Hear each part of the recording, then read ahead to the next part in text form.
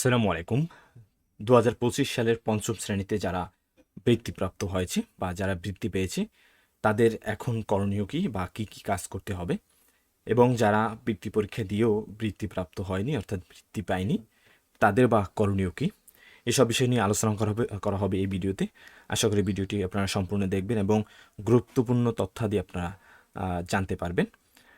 প্রথমে আলোচনা করব বৃত্তিপ্রাপ্ত শিক্ষার্থীদের করণীয়, অর্থাৎ বৃত্তিপ্রাপ্ত শিক্ষার্থীদের বৃত্তি টাকা উত্তোলন বা পরবর্তী ধাপের জন্য প্রয়োজনীয় কাগজপত্র।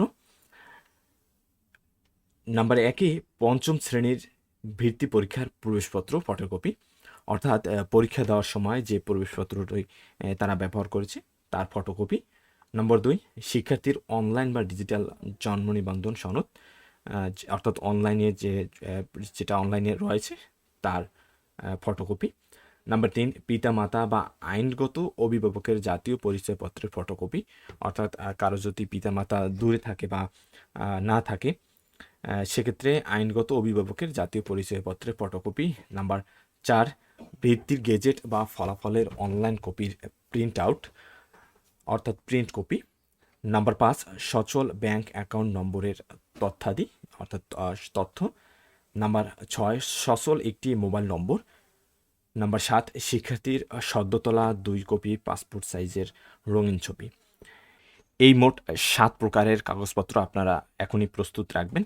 এর কারণ হচ্ছে সঠিক সময়ে সঠিক কাগজপত্রগুলো যদি আপনারা জমা দিতে না পারেন, সেক্ষেত্রে কিন্তু যে বৃত্তিপ্রাপ্ত হয়েছে সে কিন্তু বৃত্তির টাকা উত্তোলন করতে পারবে না বা বৃত্তির টাকা পাবে না। তাই এই 7 প্রকারের কাগজপাতি আপনারা এখনই প্রস্তুত রাখুন। এছাড়া আরও একটি জরুরি নির্দেশনা, সেটা হচ্ছে নির্দিষ্ট শিক্ষাবর্ষের বৃত্তির গ্যাজেট বা ফলাফল প্রকাশের পর শিক্ষার্থীর পূর্বের প্রাথমিক বিদ্যালয় থেকে এই তথ্যগুলো চাওয়া হবে। সঠিক সময়ে তথ্য জমা দিতে প্রধান শিক্ষকের সাথে সরাসরি যোগাযোগ করুন। অর্থাৎ আপনাদের একটি প্রশ্ন হয়তো থেকে গিয়েছিল, সেটা হচ্ছে এই সকল কাগজপাতি আমরা কোথায় জমা দিব, আমরা কার কাছে যাব।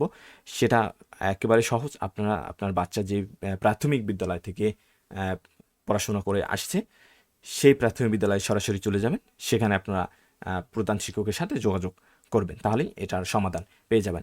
আর বর্তমানে যে বিদ্যালয়ে পড়ছে সেটা হচ্ছে মাধ্যমিক বিদ্যালয়, সেই বিদ্যালয়ে কিন্তু এ সকল কোনো বিষয় আপনার প্রয়োজন পড়বে না।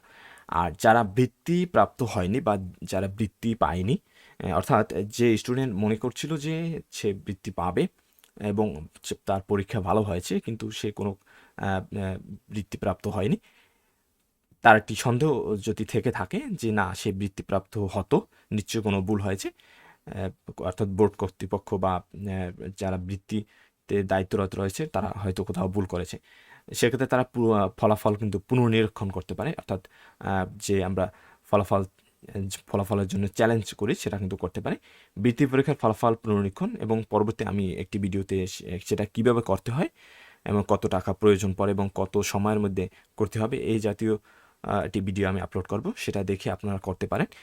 এছাড়া যারা করতে পারবেন না বা যাদের কাছাকাছি কোনো কম্পিউটারের দোকান নেই, তারা আমার সাথে যোগাযোগ করতে পারেন, আমি তাদেরটা করে দিব ইনশাল্লাহ।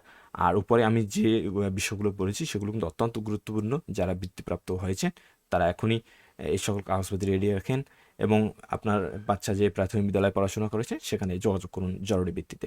ধন্যবাদ সবাইকে। পরবর্তী যে কোনো আপডেটের জন্য অবশ্যই আমাদের ইউটিউব চ্যানেলের সাথে আপনারা থাকবেন, ইনশাল্লাহ অনেক কিছু জানতে পারবেন, অনেক উপকৃত হবেন। ধন্যবাদ সবাইকে।